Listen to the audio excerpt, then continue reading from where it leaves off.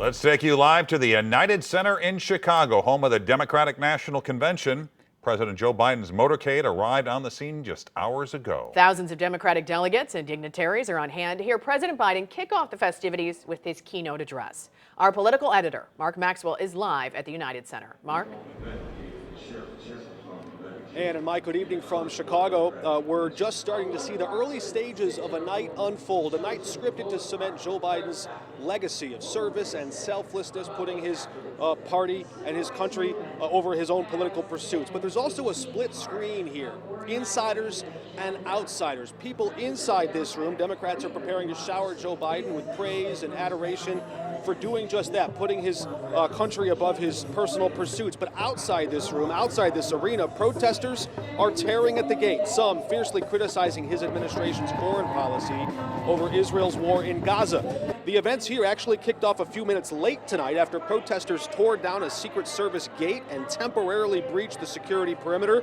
Dozens of demonstrators were arrested, and now the show goes on, with Missouri Democratic Party Chair Russ Carnahan telling me just moments ago Biden's exit has energized the party.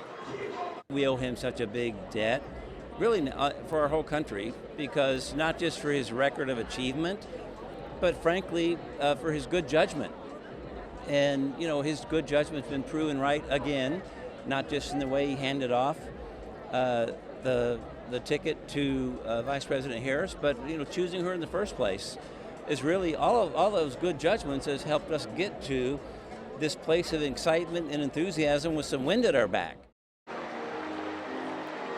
There's also a touch of history in the room here at the United Center tonight. In 1968, famously, the one-term incumbent President Lyndon Johnson worked the room, but did so remotely.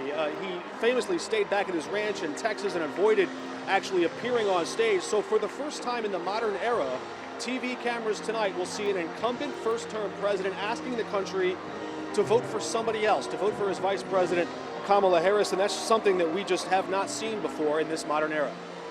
And Mark, speaking of 1968, that convention also in Chicago, it was infamous for the way police clashed with protesters.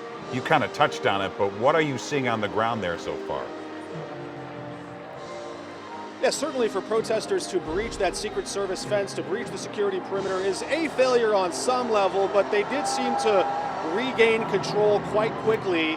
So it seems like for now things are on a smoother pace. But again, look, a long way to go. We're already expecting tens of thousands of protesters to descend on Chicago from across the country, and we're just getting started this first of 4 nights. And Mark, what time do we think President Biden will take the stage, and who else will we hear speak this week? Well, Secretary of State Hillary Clinton is on stage. She's the last person Democrats nominated to be president before Joe Biden. Could we hear something about foreign policy from her tonight? We know she was vocal about that Israel-Gaza split early on in the calls for a ceasefire and trying to corral the Democratic Party behind the Biden administration. So maybe we'll hear more of that from her tonight. And President Obama, Tim Walz, the vice presidential nominee, and then Vice President Kamala Harris, the final night. They're all slated, lined up to speak here throughout the week. So a lot on deck. All right, Mark Maxwell reporting live from the Democratic National Convention.